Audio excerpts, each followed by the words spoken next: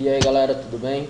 Hoje nós iremos falar sobre dilatação térmica. O que é essa dilatação térmica? Como nós bem sabemos, nós temos troca de calores entre diversos corpos. E esses corpos eles vão sofrer alguma deformidade mediante o ganho de calor ou a perda de calor, ou seja, a diminuição do calor.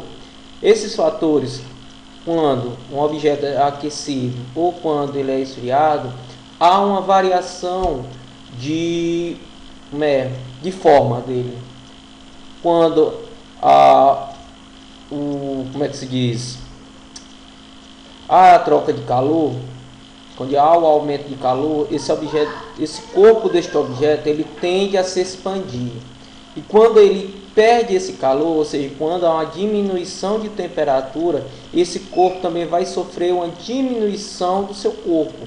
Isso é que a gente chama de dilatação térmica, certo? E a dilatação térmica acontece tanto com sólidos como com líquidos. Só que nesse conteúdo nós iremos trabalhar só a parte dos sólidos. A dilatação dos sólidos, certo? Como a gente pode observar, a gente presencia, podemos observar em vários momentos da nossa vida. Em estradas de trem, nos trilhos, nas redes elétricas. Ou seja, porque eles deixam sempre essa brechazinha entre os ferros. Porque o que é que acontece nos trilhos? Ele deixa essa brecha para quando esse ferro ele sobreaquece, o que é que acontece? Quando eles têm esse espaço, certo? Quando ele sobreaquece, a tendência deles é o que? Se aproximar, certo? Se não tivesse esse espaço, olha o que é que aconteceria. Ou seja, a tendência era o que? Acontecer uma deformidade e assim podendo ocasionar acidentes. Isso também acontece, como podemos dizer, acontece nas redes elétricas, certo? As redes elétricas, essas linhas elétricas, elas são feitas de aço, certo? O que é que acontece? Ele também sofre essa deformidade. Por isso, eles deixam elas soltas assim, tipo um U. Por quê? Quando elas sobreaquecem, elas esticam. E quando o tempo diminui, esse calor esfria, ela retorna, ou seja, ela diminui. Ou seja, ela deixa de esticar e ela retorna à forma original ou outra deformidade ainda em relação à sua original, também a decair um pouco mais, ou seja, ela ficar um pouco mais deitada aqui, ok? Por isso há essa importância desse nos fios, essa forma de U, certo? Eles permanecer, como é que eu posso dizer, suspenso com folga, certo? Para quando ele sobreaquecer, eles poderem se esticar e assim evitando o quê? Que esses fios eles se torem e assim causando um transtorno energético de uma cidade ou de uma empresa, independente do que seja, certo? Por isso há essa importância, há esse cuidado de manter os fios soltos e o distanciamento nos trilhos dos ferros para que ele possam acontecer o que? Essa variação de tamanho. Também acontece nos prédios, nos edifícios. Quando eles vão colocar aquelas colunas, eles sempre deixam uma brecha para que esses corpos eles possam fazer a sua movimentação, ok? Vamos lá. Continuando, a dilatação dos sólidos ela ocorre em 3 fatores: linear, superficial e volumétrica. A linear ela ocorre em uma única dimensão, que é o comprimento do objeto, do corpo, ao qual está sofrendo uma ação térmica. Como vocês podem observar nessa figura, ele tem um tamanho inicial, que é o tamanho original, vamos dizer assim, certo? Aqui houve o que? Uma ação térmica, houve ou seja, um efeito térmico, um aquecimento sobre o ferro, no que acontece? Ele teve um aumento. Essa diferença aqui de aumento, essa diferença aqui, a gente chama de dilatação linear. Essa diferença é que a gente chama de dilatação linear. Ou seja, a dilatação linear é o que? A diferença entre o tamanho final menos o tamanho inicial. Aí você vai achar o que? A dilatação sofrida por este objeto.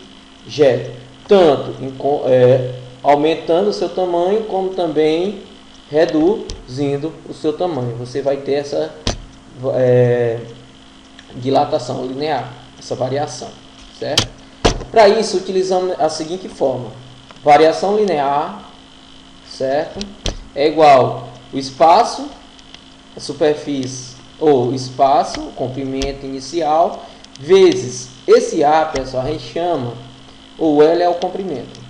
Aqui é a variação de comprimento, comprimento inicial, e esse A é o coeficiente de dilatação linear. Tudo isso também depende do que? Da variação da temperatura, certo? Que às vezes também é representado pelo O, certo? Pelo O, em algumas formas, que vamos ver brevemente mais na frente, ok? Beleza? Vamos ver alguns coeficientes. Nós agora vamos acompanhar alguns coeficientes de dilatação linear. Aqui temos alguns exemplos: o alumínio, o cobre, o ferro, o vidro, chumbo, aço, o ouro, o zinco, platina, latão. Como vocês observam, cada um tem uma forma de deformação, de dilatação diferenciada, diferente, cada um com sua dilatação. Temos alguns exemplos que têm dilatações iguais, parecidas não, iguais, que é o caso do aço e do ferro, ok? Continuando. Agora nós iremos falar sobre dilatação superficial. A dilatação superficial, pelo próprio nome fala, a superfície sofre uma deformidade tanto em relação ao aumento ou a diminuição do seu espaço, da sua superfície, certo? Vamos pegar um flange ou algum outro objeto de superfície plana. Vamos supor que aqui é uma superfície plana de um aço, certo? Aqui era o tamanho original, certo? Inicial, como a gente fala. Houve um sobreaquecimento embaixo dessa superfície, que veio a ocasionar o quê? O aumento da superfície deste objeto, como vocês podem observar aqui. Ou seja, aqui o tamanho original, ocorreu um aquecimento sobre a superfície, fazendo com que esse objeto aumentasse. Para isso nós usamos a seguinte forma: delta, que é a variação, certo, da superfície, que às vezes a gente representa, às vezes aqui a gente está apresentando por A, mas também pode ser utilizada o S, de superfície, viu? A variação de superfície é igual a superfície inicial ou área inicial, vezes beta, que esse beta é o coeficiente de dilatação superficial, vezes a variação da temperatura. O beta também, pessoal, ele, certo?